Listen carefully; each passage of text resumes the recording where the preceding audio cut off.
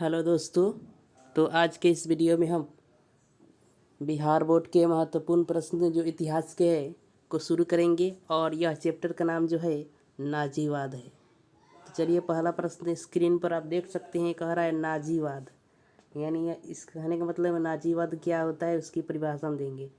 तो नाजीवाद एक ऐसी आक्रामक विचारधारा थी नाजीवाद एक ऐसी आक्रामक विचारधारा थी जिसमें राष्ट्र की सर्वोपरिता को सबसे महत्वपूर्ण माना गया। राष्ट्र की सर्वोपरिता जो थी उसको सबसे महत्वपूर्ण माना गया नाजीवाद की व्यवस्था में। आइए अगले प्रश्न की तरफ चलते हैं। तो अगला प्रश्न स्क्रीन पर आप देख सकते हैं। 2 नंबर, यूरोप में महायुद्धों के फलस्वरूप सबसे विनाशकारी परिवर्तन क्या हुआ? तानाशाहों का उत्कर्ष हो गया सबसे विनाशकारी परिवर्तन। अब आते हैं, जो इसको हटा देते हैं हम। 3 नंबर जो प्रश्न कर रहा है 3 नंबर जो प्रश्न कर रहा है, इटली में फांसीवाद का उदय किसने किया?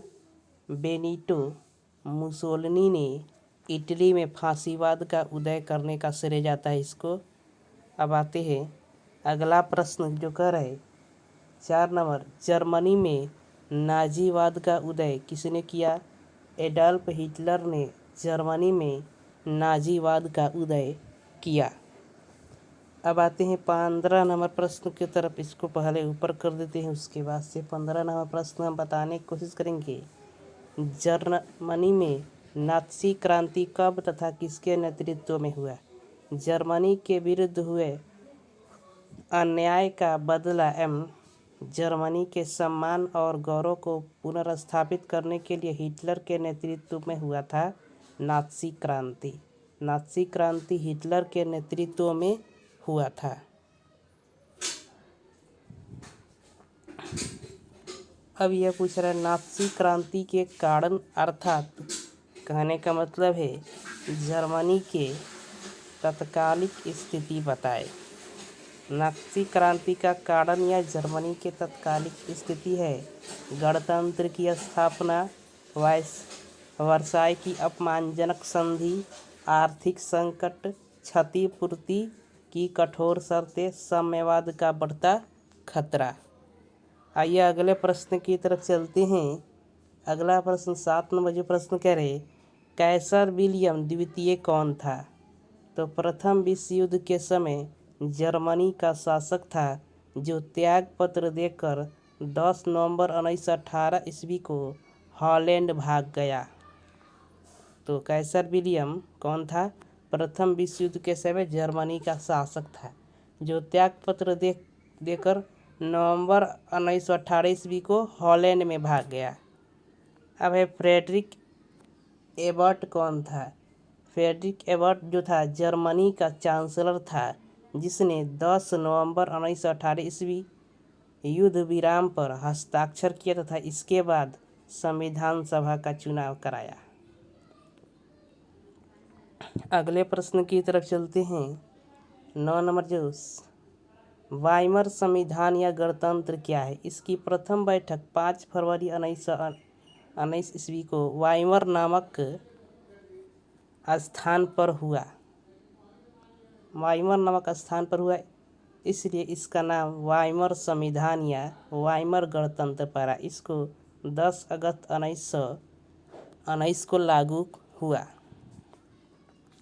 अब आते हैं अगले प्रश्न की तरफ जो कह रहा है 10 नंबर, प्रथम विश्व युद्ध के समाप्ति के बाद जर्मनी को कितने राशि देने के लिए कहा गया?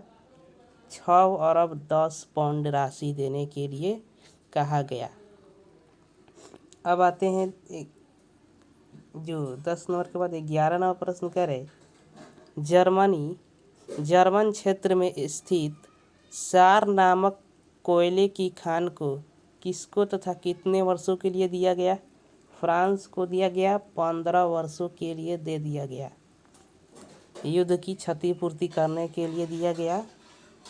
अब रूसी क्रांति कब हुई? सन 1917 में रूसी क्रांति हुई थी। अब कह रहा है हिटलर का जन्म कब तथा कहाँ हुआ था? हिटलर का जन्म 20 अप्रैल 1889 ईस्वी को ऑस्ट्रिया के ब्रोमा नामक शहर में एक साधारण परिवार में हुआ था। ऑस्ट्रिया में इसका जन्म हुआ था। तानाशाह शासक था। 14 नंबर, हिटलर बचपन से क्या बनना चाहता था? चित्रकार बनना चाहता था बचपन से। हिटलर में कहाँ नौकरी कर ली? सेना में। यह चित्रकार बनना चाहता था लेकिन बाद में सेना में नौकरी कर लिया इसने। 16 नंबर प्रश्न कह रहे हिटलर प्रथम विश्व युद्ध में कहाँ से लड़ा था? जर्मनी से लड़ा था। प्रथम विश्व युद्ध में हिटलर किस देश से लड़ा था पूछा जाए तो आप बताएंगे जर्मनी से लड़ा था। अब आ रहा है 17वां प्रश्न, युद्ध में अभूतपूर्व वीरता के लिए हिटलर को क्या प्राप्त हुआ था? Iron cross. अभूतपूर्व वीरता दिखाने के लिए इसको आयरन क्रॉस से सम्मानित किया गया था। अब आइए 18, प्रथम विश्व युद्ध के बाद जर्मन वर्कर्स पार्टी का नेता कौन बना? हिटलर बना। 19 नंबर जो प्रश्न का 1920 में जर्मन वर्कर्स पार्टी का नाम बदलकर क्या रखा गया? National socialist German workers party. Workers party इसको रखा गया। और जर्मनी में नेता को क्या कहते हैं? तो जर्मनी में नेता को फ्यूहर कहा जाता है। फ्यूहर के नाम से जाना जाता है जर्मनी में नेता को। अब आइए अगले प्रश्न की तरफ चलते हैं। 21 नंबर जो प्रश्न है, फ्रांस ने जर्मनी के किस प्रदेश पर कब्जा किया? रूर प्रदेश जिसका नाम था उस पर कब्जा किया, जो औद्योगिक रूप से काफ़ी संपन्न था। जर्मनी का एक प्रदेश था जो औद्योगिक रूप से काफ़ी संपन्न था। युद्ध के दौरान फ्रांस ने उस पर कब्जा कर लिया। अब है मीन कैंप आत्मकथा की रचना किसने की? जेल में हिटलर ने मीन कैंप आत्मकथा की रचना किया था जब हिटलर जेल में था। अब आइए, आर्यों का पवित्र संकेत क्या था तथा इसे किसने ग्रहण किया? स्वास्तिक चिन्ह जो था वो आर्यों का जो क्या था? पवित्र चिन्ह था, पवित्र संकेत था तथा जिसे हिटलर ने ग्रहण किया था। स्वास्तिक चिन्ह के बारे में आप जानते होंगे। अब आते हैं 24 नंबर, जर्मनी के निम्न सदन का नाम बताएं। राइक्सटैग। विश्व आर्थिक मंदी से कौन सा देश प्रभावित हुआ? जर्मनी।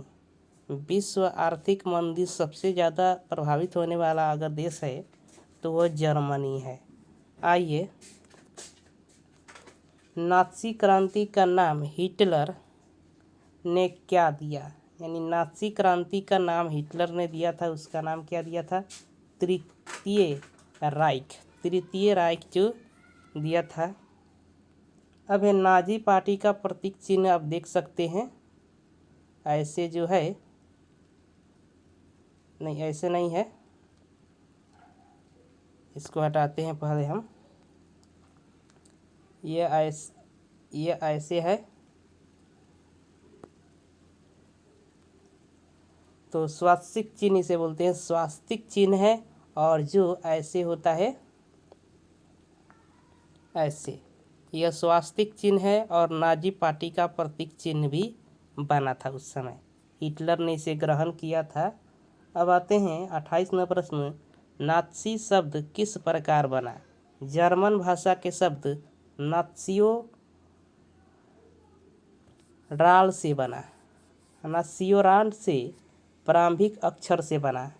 नात्सियोरान जो था उसकी प्रारंभिक जो अक्षर थी उससे बना था नाज़ी शब्द। अब आए, नाज़ी पार्टी के लोगों को नाज़ी क्यों कहते थे? नात्सियोराल शब्द हिटलर के पार्टी का पहला शब्द था। नात्सियोराल शब्द हिटलर के पार्टी का पहला शब्द था, इसलिए नाज़ी पार्टी के लोगों को हम नाज़ी कहते थे उस समय। अब आइए अगले प्रश्न की तरफ चलते हैं। 30 नंबर प्रश्न, किसके नेतृत्व में जर्मनी यूरोप की सबसे बड़ी शक्ति बन गई? हिटलर के नेतृत्व में जर्मनी जो थी उस समय जो विश्व युद्ध हो रहा था उस समय हिटलर की सबसे बड़ी शक्ति बन गई।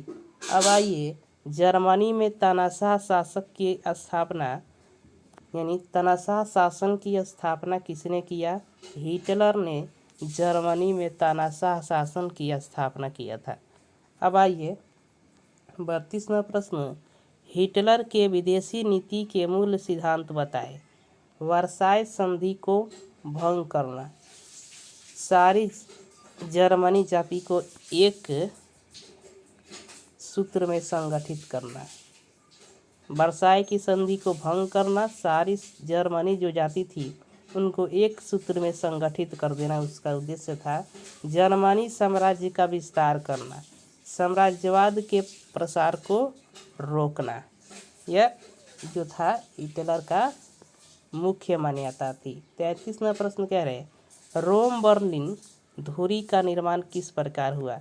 मित्र की तलाश में हिटलर ने इटली की ओर हाथ बढ़ाया और इस प्रकार रोम बर्लिन धुरी की निर्माण हुआ।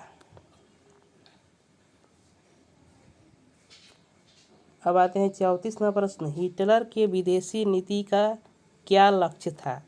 जर्मन भाषा भाषी को एक सूत्र में बांधना, यानी जर्मनी के जितने भी भाषा वाले लोग थे उनको एक सूत्र में बांधना चाहता था। कौन? हिटलर। एक नंबर का तानाशाह शासक था हिटलर। अब आते हैं अगला प्रश्न की तरफ जो 35 नंबर, हिटलर किसको अपनी साम्राज्य में मिलाना चाहता था? ऑस्ट्रिया को। ऑस्ट्रिया एक देश था जिसको चाहता था कि हमारे साम्राज्य में आकर के मिल जाए।